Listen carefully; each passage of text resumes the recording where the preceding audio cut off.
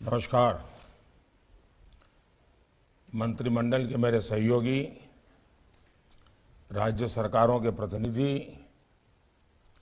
Industry और academia से जुड़े सभी साथी, कृषि विज्ञान केंद्रों में जुड़े हुए हमारे सभी किसान भाई बहन, देवियों और सज्जनों,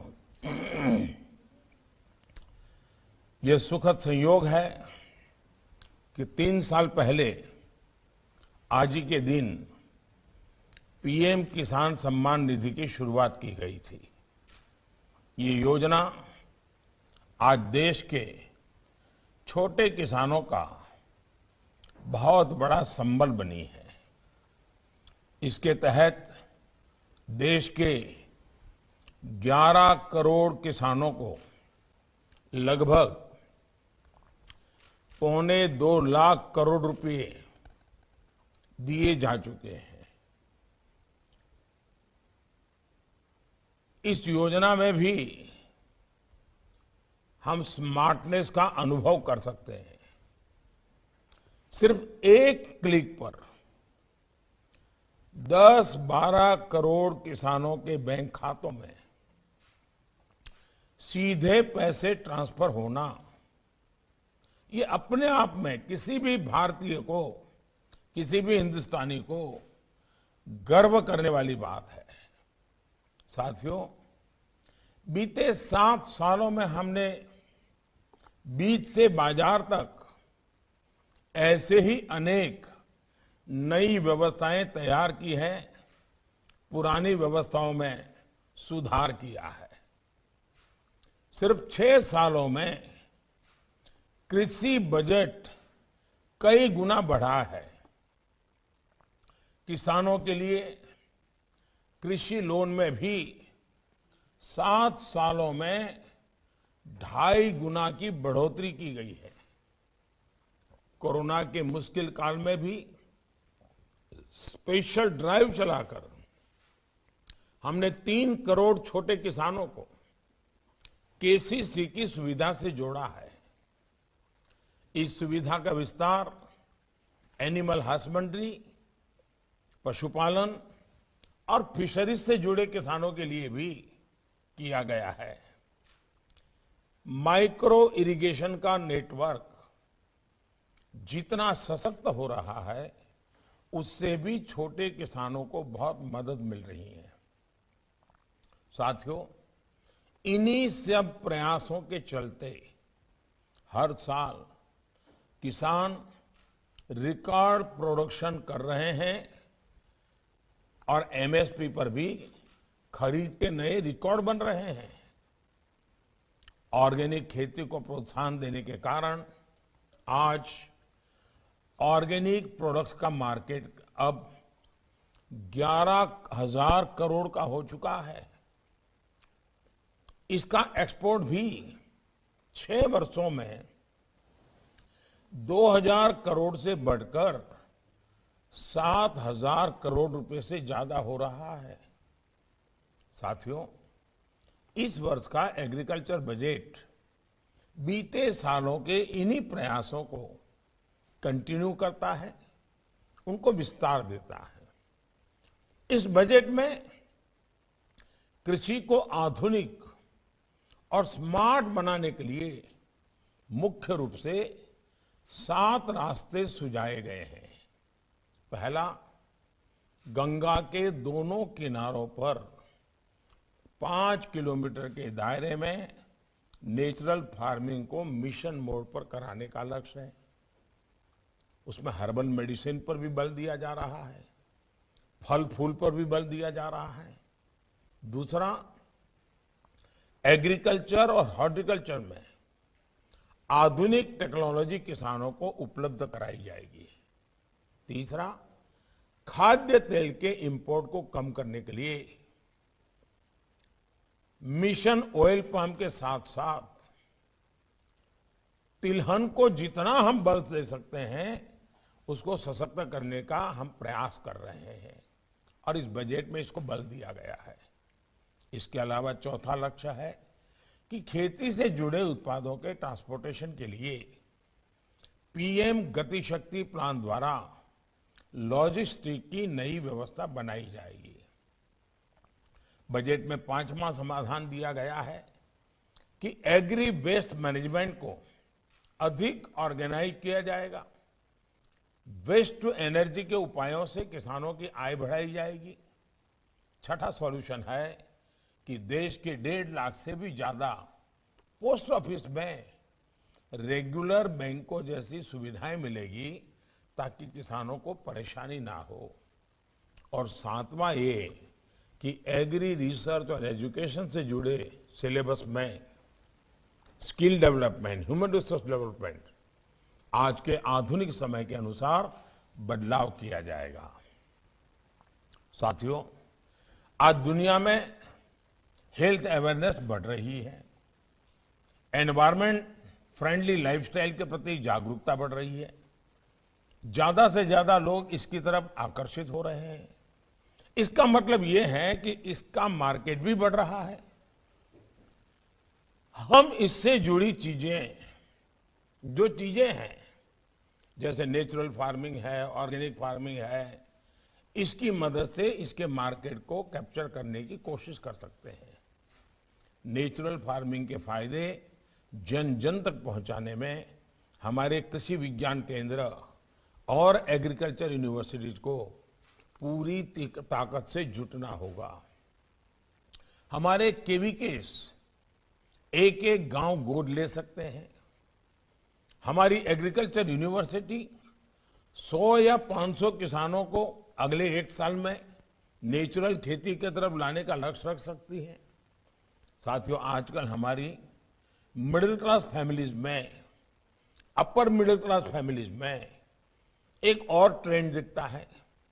अक्सर देखने में आता है कि उनके डाइनिंग टेबल पर कई सारी चीजें पहुंच गई हैं, प्रोटीन के नाम पर, कैल्शियम के नाम पर, ऐसे कई प्रोडक्ट्स का डाइनिंग टेबल पर जगह बना रहे हैं। इसमें बहुत सारे प्रोडक्ट विदेश से आ रहे हैं और ये भारतीय टेस्ट के अनुसार भी नहीं होते, जबकि ये सारे प्रोडक्ट्स हमारे भारतीय उत्पादों जो हमारे किसान पैदा करते हैं उसमें सब कुछ है, लेकिन हम सही ढंग से प्रस्तुत नहीं कर पा रहे हैं, उसका मार्केटिंग नहीं कर पा रहे हैं। और इसलिए हमें कोशिश करनी चाहिए, इसमें भी वोकल फॉर लोकल जरूरी है। भारतीय अन्न, भारतीय फसलों में भी वो बहुतायत में पाया ही जाता है और ये हमारे टेस्ट का भी होता है। दिक्कत ये है कि हमारे यहाँ इसकी उतनी जागरूकता नहीं है, काफी लोगों को इसके बारे में पता ही नहीं है। कैसे हम भारतीय अन्न को प्रसारित करें, इस और भी हमें ध्यान देना होगा। हमने देखा है कि कोरोना काल में हमारे यहाँ के मसाले, हल्दी जैसी चीजों का आकर्षण बहुत बढ़ा है। साल 2023 इंटरनेशनल ईयर ऑफ मिलेट्स है। इसमें भी हमारा कॉरपोरेट जगत आगे आए, भारत के मिलेट्स की ब्रांडिंग करे, प्रचार करे, हमारा जो मोटा धन है। और हमारे दूसरे देशों में जो बड़े मिशंस हैं वो भी अपने देशों में बड़े बड़े सेमिनार करें, वहां के लोगों को, जो इंपोर्टर्स हैं वहां, उनको समझाएं कि भारत के जो मिलेट्स हैं, जो भारत का धान है, वो कितने प्रकार से उत्तम है, उसके टेस्ट की दृष्टि से कितना महत्वपूर्ण है। हम हमारे मिशनों को लगा सकते हैं। हम सेमिनार, वेबिनार इंपोर्टर एक्सपोर्टर के बीच हमारे मिलेट्स के संबंध में कर सकते हैं। भारत के मिलेट्स की न्यूट्रिशन वैल्यू कितनी ज्यादा है, इस पर हम बल दे सकते हैं। साथियों, आपने देखा है कि हमारी सरकार का बहुत ज्यादा जोर सॉइल हेल्थ कार्ड पर रहा है। देश के करोड़ों किसानों को सरकार ने सॉइल हेल्थ कार्ड दिए हैं।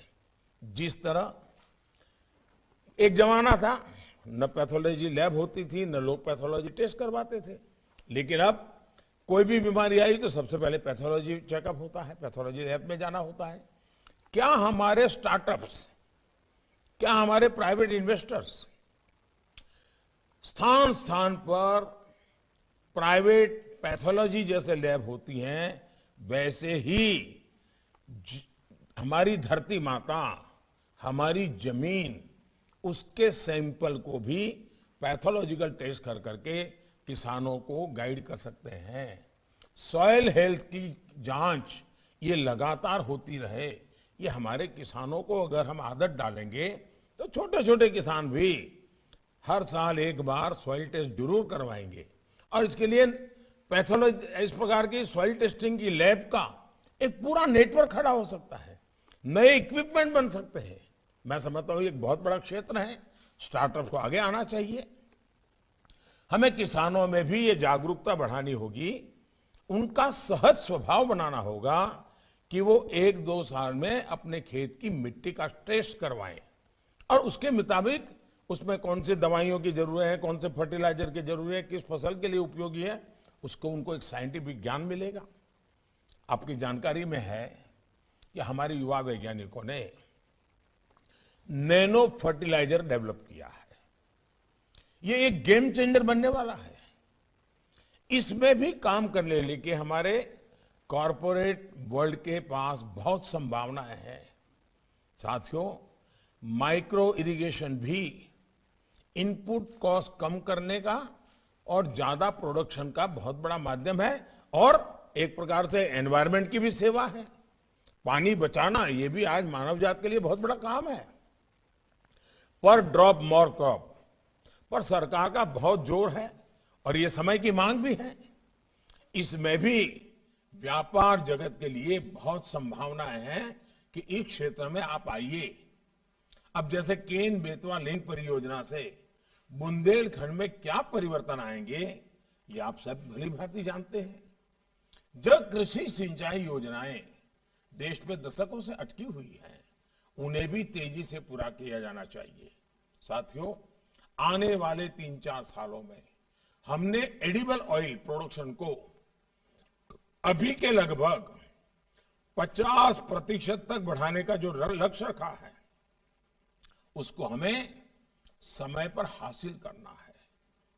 National mission on edible oil के तहत ऑयल पाम की खेती में विस्तार में बहुत पोटेंशियल है और भी तिलहन के क्षेत्र में हमें बहुत बड़ी मात्रा में आगे बढ़ने की आवश्यकता है।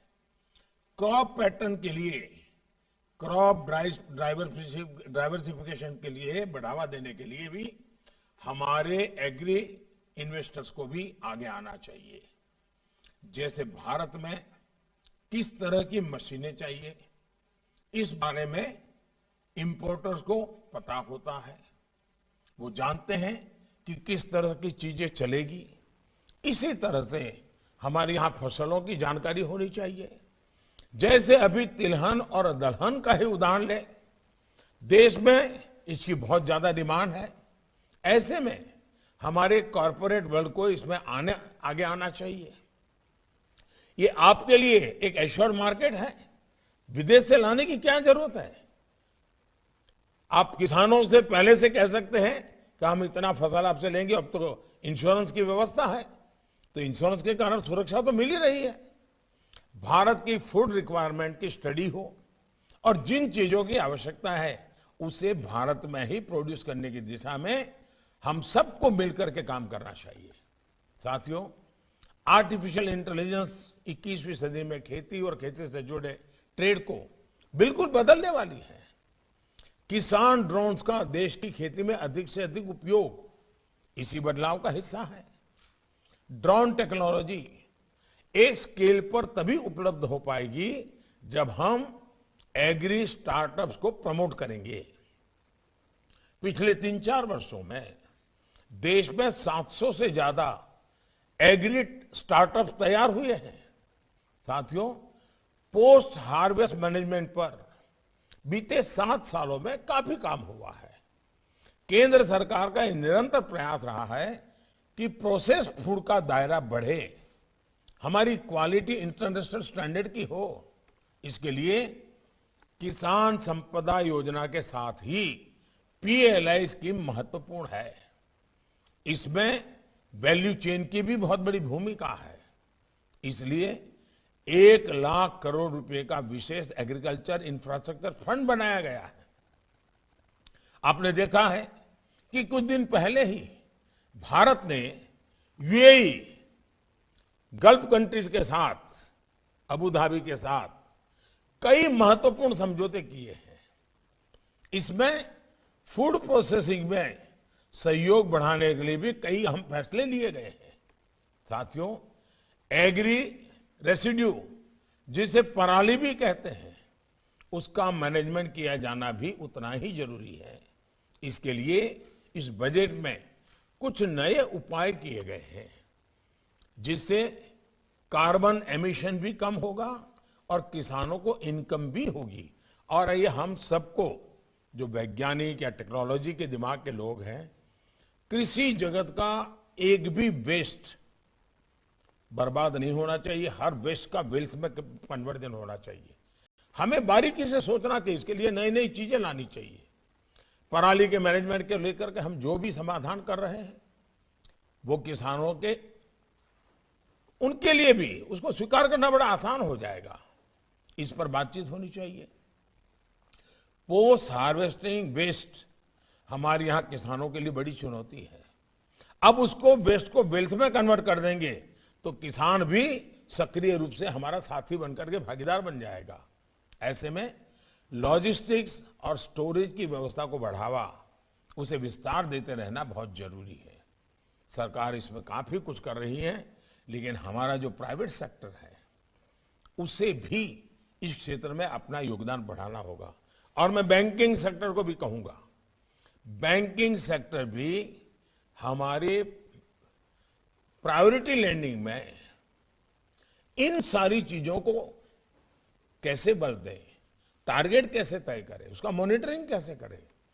अगर हम बैंकों के द्वारा इस क्षेत्र में अगर धन मुहैया कराएंगे तो हमारे प्राइवेट सेक्टर के छोटे छोटे लोग भी बहुत बड़ी मात्रा में इस क्षेत्र में आएंगे। मैं एग्रीकल्चर क्षेत्र में मौजूदा प्राइवेट प्लेयर से कहना कि इसे भी वो अपनी प्राथमिकता से रखें। साथियों, एग्रीकल्चर में इनोवेशन और पैकेजिंग दो ऐसे क्षेत्र हैं जिन पर और ज्यादा ध्यान दिए जाने की जरूरत है। आज दुनिया में कंज्यूमरिज्म बढ़ रहा है, तो पैकेजिंग और ब्रांडिंग इसका बहुत महत्व है। फलों की पैकेजिंग में हमारे कॉरपोरेट हाउसेस को, एग्री स्टार्टअप्स को बड़ी संख्या में आगे आना चाहिए। इसमें भी जो एग्री वेस्ट होता है, उससे बेस्ट पैकेजिंग कैसे की जा सकती है, उस और उन्हें ध्यान देना चाहिए। वो इसमें किसानों की मदद करें और इस दिशा में अपनी योजनाएं बनाएं। भारत में फूड प्रोसेसिंग और इथेनॉल में निवेश की बहुत संभावनाएं बन रही हैं। सरकार इथेनॉल की 20% ब्लेंडिंग का लक्ष्य लेकर चल रही है। एश्योर मार्केट है। 2014 से पहले जहां 1-2% इथेनॉल ब्लेंडिंग होती थी, वहीं अब ये 8% आसपास पहुंच चुकी है। इथेनॉल ब्लेंडिंग को बढ़ाने के लिए सरकार काफी इंसेंटिव दे रही है। इस क्षेत्र में भी हमारे व्यापारी जगत आगे आए, हमारे बिजनेस हाउसेस आगे आए। एक विषय नेचुरल जूसेस का भी है। इसकी पैकेजिंग का बहुत महत्व है। ऐसी पैकेजिंग जिससे उस प्रोडक्ट की आयु लंबी हो, वो ज्यादा से ज्यादा दिनों तक चले, इस और भी काम किया जाने की आवश्यकता है, क्योंकि हमारे यहाँ इतनी विविधता वाले फल होते हैं। और भारत में नेचुरल जूसेस, हमारे जो फलों के रस है, बहुत सारे ऑप्शंस अवेलेबल है, बहुत सारी वैरायटीज हैं। हमें बाहर की नकल करने के बजाय भारत में जो नेचुरल जूसेस है, उसे प्रमोट करना चाहिए, पॉपुलर करना चाहिए। साथियों, एक और विषय है कोऑपरेटिव सेक्टर का। भारत का कोऑपरेटिव सेक्टर काफी पुराना है, वाइब्रेंट है। चाहे वो चीनी मिलें हो, खाद कारखाने हो, डेयरी हो, ऋण की व्यवस्था हो, अनाज की खरीद हो, कोऑपरेटिव सेक्टर की भागीदारी बहुत बड़ी है। हमारी सरकार ने इससे जुड़ा नया मंत्रालय भी बनाया है और उसका मूल कारण किसानों की ज्यादा से ज्यादा मदद करने का है। हमारी कोऑपरेटिव में एक वाइब्रेंट बिजनेस एंटिटी बनाने का बहुत स्कोप होता है। आपका लक्ष्य होना चाहिए कि कोऑपरेटिव को एक सफल बिजनेस एंटरप्राइज में कैसे बदलें। साथियों, हमारे जो माइक्रो फाइनेंसिंग इंस्टीट्यूट्स हैं, उनसे भी मेरा आग्रह है कि वो आगे आए और एग्री स्टार्टअप को, फार्म प्रोड्यूस ऑर्गेनाइजेशन, एफपीओस को ज्यादा से ज्यादा आर्थिक मदद करें। हमारे देश के छोटे किसानों का खेती पर होने वाला खर्च कम करने में एक बड़ी भूमिका भी आप सभी निभा सकते हैं। जैसे हमारा छोटा किसान खेती में इस्तेमाल होने वाले आधुनिक उपकरण नहीं खरीद सकता, इसका एक समाधान है, छोटा किसान कहां से लाएगा? और उसको आज लेबरर भी बहुत कम मिलते हैं। ऐसी स्थिति में हम एक नए तरीके से सोच सकते हैं क्या? पूलिंग का। हमारे कॉरपोरेट जगत को ऐसी व्यवस्थाएं बनाने के लिए आगे आना चाहिए जिसमें खेती से जुड़े उपकरणों को किराए पर देने की सुविधा हो। हमारी सरकार किसानों को अन्नदाता के साथ ही ऊर्जादाता बनाने के लिए बड़ा अभियान चला रही है। देश भर के किसानों को सोलर पंप वितरित किए जा रहे हैं। हमारे ज्यादा से ज्यादा किसान खेतों में कैसे सोलर पावर पैदा करें, इस दिशा में भी हमने अपने प्रयास बढ़ाने चाहिए। उसी प्रकार से मेड़ पर पेड़, हमारे जो खेत की सीमा होती है, आज हम टिम्बर इंपोर्ट करते हैं। अगर हम हमारे किसानों को साइंटिफिक तरीके से अपनी मेड़ पर इस प्रकार के टिम्बर के लिए प्रेरित करें तो 10-20 साल के बाद उसकी आय का एक नया साधन वो बन जाएगा। सरकार उसमें कानूनी आवश्यक जो भी बदलाव है वो भी करे। साथियों, किसानों की आय बढ़ाना, खेती का खर्च कम करना, बीज से बाजार तक किसानों को आधुनिक सुविधाएं देना, ये हमारी सरकार की प्राथमिकता है। मुझे विश्वास है आपके सुझावों से सरकार के प्रयासों को और हमारा किसान जो सपने देख करके कुछ करना चाहता है, उन सबको बल मिलेगा। और मुझे विश्वास है कि आज हम कृषि के एक नेक्स्ट जनरेशन पर चर्चा करना चाहते हैं, परंपरागत पद्धतियों से बाहर आने के लिए सोचना चाहते हैं। बजट के लाइट में, बजट में जिन चीजों का प्रावधान किया गया है उसी के लाइट में हम अच्छा कैसे कर सकते हैं। और हमारी आपसे मेरा आग्रह यही है, इस सेमिनार में निकलना चाहिए 1 अप्रैल से ही नया बजट जिस दिन लागू होगा उसी दिन हम चीजों को रोल आउट कर दें, काम शुरू कर दें। अभी हमारे पास पूरा मार्च महीना है, बजट ऑलरेडी संसद में रख दिया गया है, अब वो बजट ही हमारे सामने है। ऐसी स्थिति में हम समय न खराब करते हुए जून जुलाई में हमारा किसान खेती का नया वर्ष प्रारंभ करें, उसके पहले इस मार्च महीने में सारी तैयारी कर लें। अप्रैल में हम किसानों तक चीजों को पहुंचाने का प्लान करें।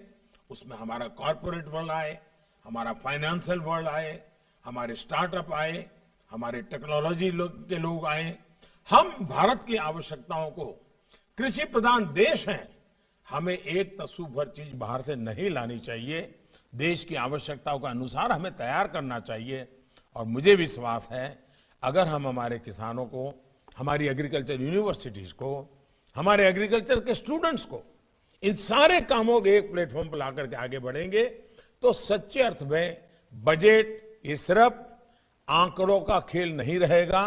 बजट जीवन परिवर्तन, कृषि परिवर्तन, ग्राम जीवन परिवर्तन का एक बहुत बड़ा साधन बन सकता है। इसलिए मैं आपसे आग्रह करता हूं कि ये सेमिनार, ये वेबिनार बहुत ही प्रोडक्टिव होना चाहिए, कॉन्क्रीट होना चाहिए, सारे एक्शनेबल पॉइंट के साथ होना चाहिए और तभी जाकर के हम परिणाम ला सकेंगे। मुझे विश्वास है कि आप सभी इस क्षेत्र से जुड़े देश भर के लोग आज इस वेबिनार से जुड़े हैं। इसके कारण डिपार्टमेंट को भी बहुत ही अच्छा मार्गदर्शन आपकी तरफ से मिलेगा, सीमलेसली चीजों को लागू करने का रास्ता निकलेगा और हम तेजी से साथ मिलकर के आगे बढ़ेंगे। मैं फिर एक बार आप सबका बहुत बहुत धन्यवाद करता हूं और मैं शुभकामनाएं देता हूं।